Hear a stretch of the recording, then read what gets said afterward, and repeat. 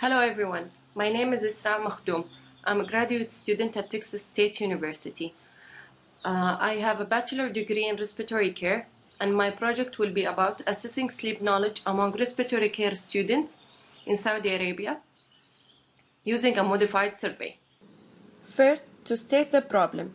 The study is due to the lack of knowledge regarding the sleep technology among respiratory care students. The study was conducted in Saudi Arabia. Before talking about the study, let me introduce you the sleep medicine in brief.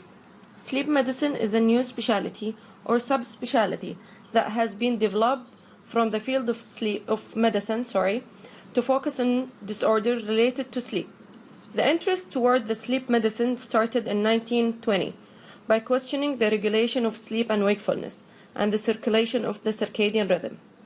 Many major events have occurred following that. For example, in 1968, the standardized manual for terminology and scoring was considered a major step in the field. In 1975, the American Academy of Sleep Medicine was developed. In 1978, the Association of Polysomnography Technologists was also developed. Sleep medicine was recognized as a specialty by the American Medical Association in 1995. Dealing with sleep medicine as a specialty has opened the door to deliver the highest standard of care for patients with sleep disorders, train physicians in sleep medicine, train other healthcare providers, conduct more investigation and research in the field of sleep medicine. In Saudi Arabia, as the value of recognizing sleep medicine as medical subspecialty has increased all over the world, the practice of sleep medicine developed in Saudi Arabia in the late 90s. The first certification exam for sleep medicine specialty was approved in 2009. The Saudi Commission for Health Specialties found the National Committee for the Accreditation of Sleep Practice of Physicians and Technologists. There were two major objectives of the committee. First was developing accreditation regulation for physicians to be classified as sleep medicine specialists. Second, the development of accreditation of regulation for technicians to be classified as sleep medicine technologists. Because the sleep specialty is very new in Saudi Arabia, there are many obstacles. An adequate sleep physician, an adequate sleep labs, an adequate trained sleep technologist, and some insurance company which not cover the cost of sleep studies and sleep studies equipment. However, the inadequate trained technologist is the greatest obstacles, as the survey revealed that more than 80% of the hospitals stated that the lack of sleep technologists who can perform polysomnography was a major obstacle that prevented the establishment of the sleep medicine services. In the United States, the maximum degree is the associate degree in sleep technology. A study that has been newly published about sleep technologist education needs showed that there will be a rapid increasement in the demand of having an advanced degree in teaching sleep technologists. In Saudi Arabia, as I said before, there is no particular program that teaches sleep technology. The field of sleep technology is very special in terms of the cooperation and interaction between the medical and technical members to reach the standard diagnosis and treatment for the patients. Many sleep technologists enter the field of sleep technology from other different allied healthcare professions, such as respiratory therapy. For a person to be qualified and registered as sleep technologist, there are 4 pathways: clinical experience, healthcare accreditation, co-arc student, and focused training. So one of them is co-arc student, which indicate the great role of respiratory therapists to be a future sleep technologist. The situation is the same in Saudi Arabia. Applicant must have a bachelor degree in one of the following areas: respiratory care, nursing, medicine, dentistry, physical therapy, applied medical science. And that's what leads me to the research that I've done, which is about assessing the sleep knowledge among respiratory care students using a modified survey. In essence, there is a deep relation between sleep and ventilation. There are several changes occur during sleep. The minute ventilation became slower, blood gas became irregular, the overall muscle tone became less, especially during REM stage. All these changes happen in healthy person, and they need special consideration in case of having sleep disorders.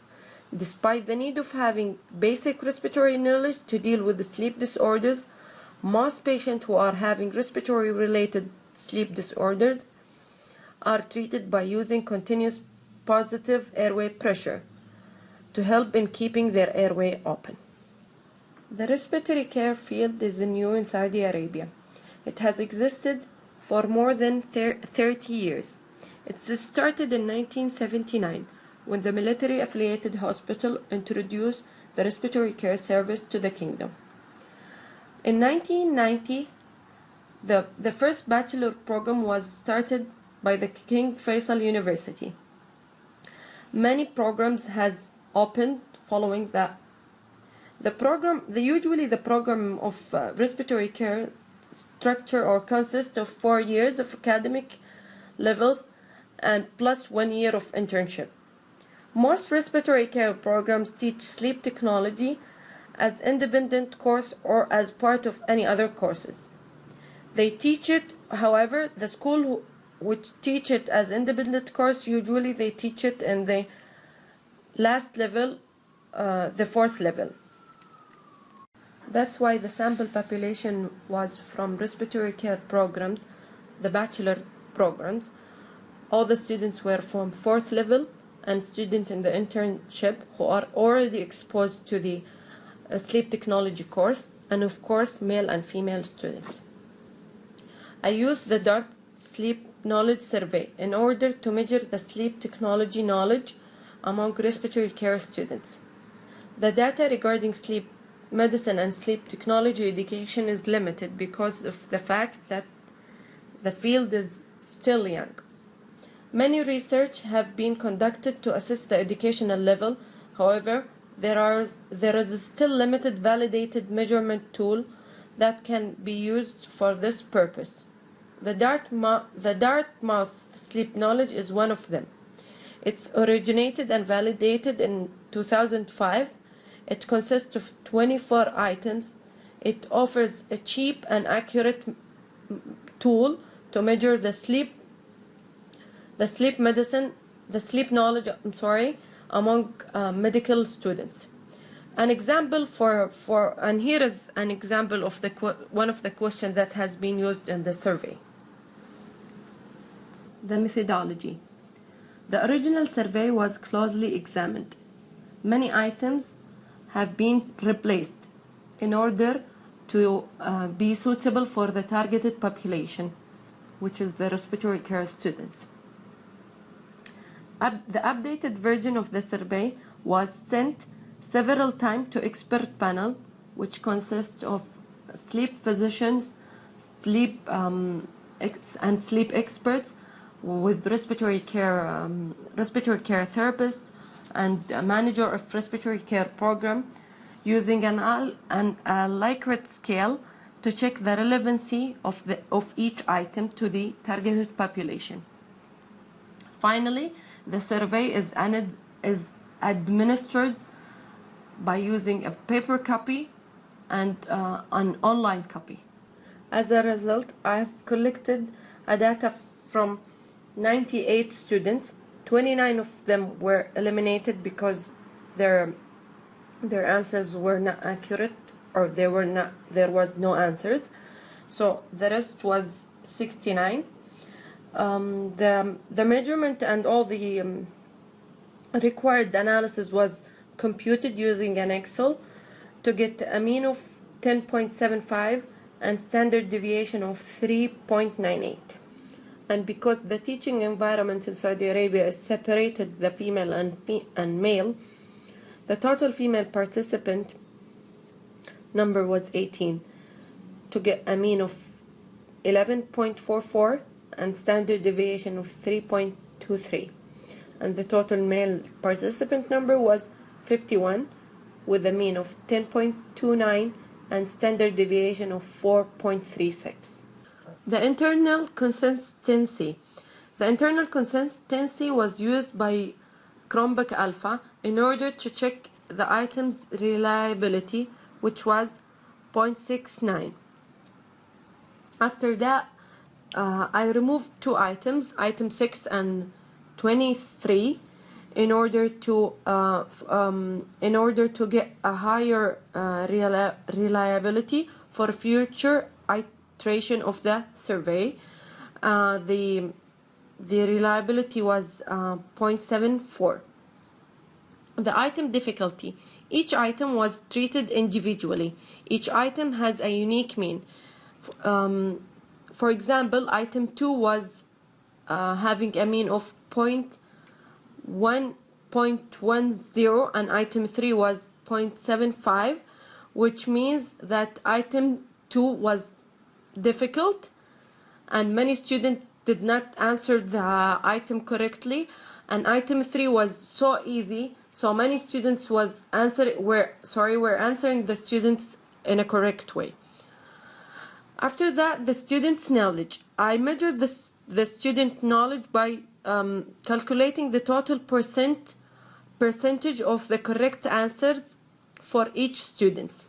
For example, students A had 12%, which means that he did not answer most of the survey correctly, and students B had a 70%, which means that he answered most of the survey in a correct way. In the discussion section, as I believe that sleep courses materials that taught in the respiratory care programs is recommended to be reviewed. Medical and technical aspects should be emphasized in respiratory care curriculum. Special academic program designed to teach sleep technology should be considered, and further investigation to check the questionnaires items must be followed. The limitation of the study. First, the sample size. I believe the sample size is relatively small. The total number of students who participated in the study was 69. Having a higher sample size will help in having more accurate results. Second, the language barrier. The survey was distributed in English language. Yes, most of all the respiratory care programs in Saudi Arabia teach in English, but the official language in Saudi Arabia is Arabic. Maybe some students did not understand because of the language barrier. Third, the word survey. As I said before, I got total of 98 students. 29 students were eliminated, and all of them were from the online version. I don't know. Maybe they did not understand the format of the question. They needed more guidance in how to answer the questionnaire. I don't know what's the reason of not answering the questions. The last limitation was the sample location. The survey was conducted in Saudi Arabia, which is maybe not the case of conducting the survey in the United States or any other country.